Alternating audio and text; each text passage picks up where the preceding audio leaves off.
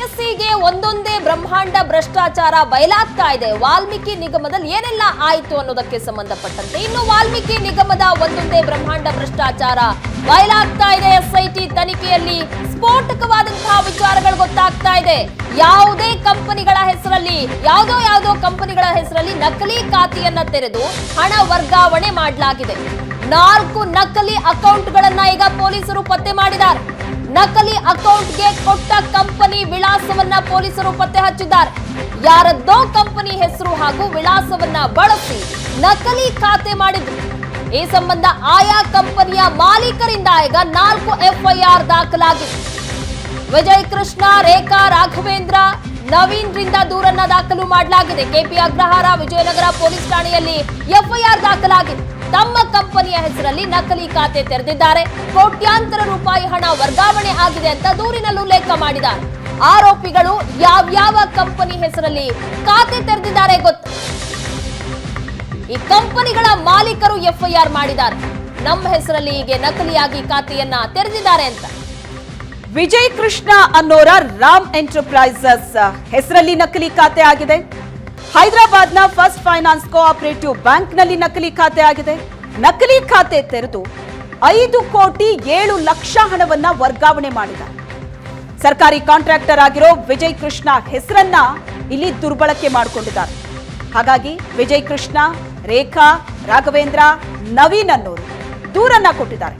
KP Agrahara Vijayanagara police ಠಾಣೆಯಲ್ಲಿ FIR ಆಗಿದೆ. ಯಾರದ್ದೋ company ಹೆಸರು ಹಾಗೂ ವಿಳಾಸ ಬಳಸಿ ಒಂದು ನಕಲಿ ಖಾತೆಯನ್ನ ರೆಡಿ ಮಾಡಿ ಆ ಖಾತೆಗೆ ಕೋಟಿ ಕೋಟಿ ಹಣವನ್ನ ಹಾಕೋ ಪ್ಲಾನ್.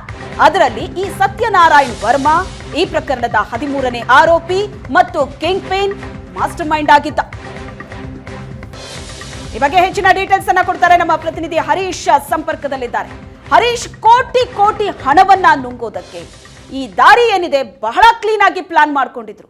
ನಕಲಿ ಅಕೌಂಟ್ಗಳನ್ನ ಸೃಷ್ಟಿ ಮಾಡೋದು, ಅದಕ್ಕೆ ಕೋಟಿ ಕೋಟಿ ಹಣ ಹಾಕೋದು, ಕಮಿಷನ್ ಕೊಡೋದು, ಆ ಹಣವನ್ನ ಕ್ಯಾಶ್ ಮಾಡ್ಕೊಳ್ಳೋದು ಅಂತ.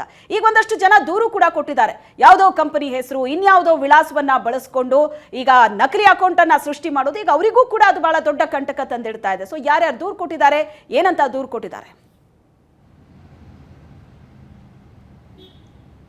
ಶ್ವೇತಾ, ಈಗಾಗಲೇ ಗೊತ್ತಿರುವಂತಹ ವಿಚಾರ, ವಾಲ್ಮೀಕಿ ಹಗರಣದಲ್ಲಿ ನಿಗಮದ ಹಗರಣದಲ್ಲಿ 200ಕ್ಕೂ ಅಧಿಕ ಅಕೌಂಟ್ಗಳಿಗೆ ಈ ಒಂದು ಹಣ ವರ್ಗಾವಣೆ ಆಗಿರುವಂತಹ ವಿಚಾರ.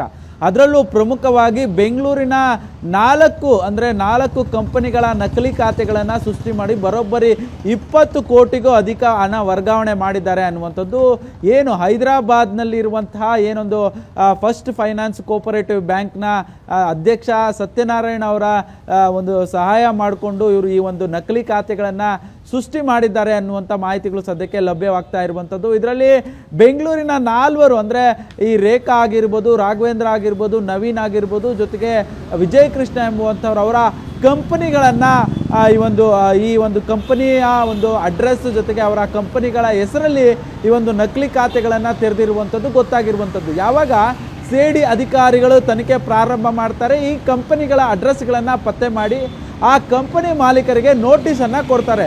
ಆಗ ಈ ಮಾಲೀಕರು ಆಶ್ಚರ್ಯಕ್ಕೆ ಒಳಗಾಗಿರುವಂಥದ್ದು, ನಮ್ಮ ಹೆಸರಲ್ಲಿ ನಮ್ಮ ಖಾತೆಗಳಲ್ಲಿ ಇಷ್ಟೊಂದು ಹಣ ಬಂದಿದೆಯಾ ಅನ್ನುವಂಥ ವಿಚಾರ ಅನ್ನುವಂಥದ್ದು ಗೊತ್ತಾಗಿರುವಂಥದ್ದು. ಕೂಡಲೇ ಅವರು ಸಿಐಡಿ ಮುಂದೆ ಹಾಜರಾಗಿ ತಮ್ಮ ಬ್ಯಾಂಕ್ ಅಕೌಂಟ್ಗೆ ಬಂದಿರುವಂಥ ದುಡ್ಡುಗಳು ಏನಿದೆ ಅದನ್ನು ತೋರಿಸಿದಂಥ ಸಂದರ್ಭದಲ್ಲಿ ಅವರಿಗೆ ಯಾವುದೇ ರೀತಿಯಾದಂಥ ಹಣ ಬಂದಿರೋದಿಲ್ಲ. ಆದರೆ ಇವರ ಹೆಸರಲ್ಲಿ ನಕಲಿ ಖಾತೆಗಳನ್ನು ಸೃಷ್ಟಿ ಮಾಡ್ಕೊಂಡಿದ್ದಾರೆ ಅನ್ನುವಂಥ ವಿಚಾರ ಗೊತ್ತಾಗುತ್ತೆ. ಹೀಗಾಗಿ ಏನು ಸಿಐಡಿ ಅಧಿಕಾರಿಗಳ ಸೂಚನೆಯಂತೆ ಈಗಾಗಲೇ 4 ಎಫ್ಐಆರ್ಗಳನ್ನು ಈ ಮಾಲೀಕರು ದಾಖಲು ಮಾಡಿಕೊಂಡಿರುವಂಥದ್ದು. 2 ವಿಜಯನಗರ ಪೊಲೀಸ್ ಠಾಣೆಯಲ್ಲಿ, 2 ಕೆಪಿ ಅಗ್ರಹಾರ ಪೊಲೀಸ್ ಠಾಣೆಯಲ್ಲಿ ಈಗಾಗಲೇ ದೂರು ದಾಖಲು ಮಾಡಿಕೊಂಡಿರುವಂಥದ್ದು. ಇಲ್ಲಿ ಪ್ರಮುಖವಾಗಿ ಎಷ್ಟೋ ಜನ ಕುರಿಗಾಯಿಗಳು ಸೇರಿದಂತೆ ಅಷ್ಟು ಅಕೌಂಟ್ಗಳಿಗೆ ಏನು ದುಡ್ಡು ಹೋಗಿದೆ. ಕೆಲವೊಂದಷ್ಟು ಮಂದಿಗೆ ಪರ್ಸೆಂಟೇಜ್ ಲೆಕ್ಕದಲ್ಲಿ ದುಡ್ಡನ್ನು ಕೊಟ್ಟು ಅವರ ಅಕೌಂಟ್ನಿಂದ ಹಣವನ್ನು ಡ್ರಾ ಮಾಡ್ಕೊಂಡಿದ್ದಾರೆ. ಆದರೆ ಎಷ್ಟೋ ಜನರ ಅಕೌಂಟ್ ನಕಲಿ ಖಾತೆಗಳನ್ನು ಸೃಷ್ಟಿ ಮಾಡಿರುವಂಥದ್ದು ಅವ್ರಿಗೆ ಗೊತ್ತಿಲ್ಲ.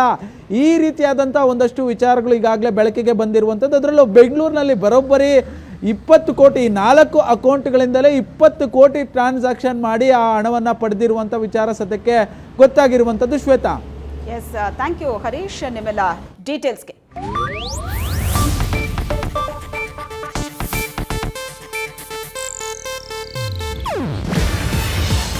ಏಷ್ಯಾನೆಟ್ ನ್ಯೂಸ್ ನೆಟ್ವರ್ಕ್ ಪ್ರಸ್ತುತಿ. ನೀವು ನೋಡ್ತಿದ್ದೀರಾ ಏಷ್ಯಾನೆಟ್ ಸುವರ್ಣ ನ್ಯೂಸ್.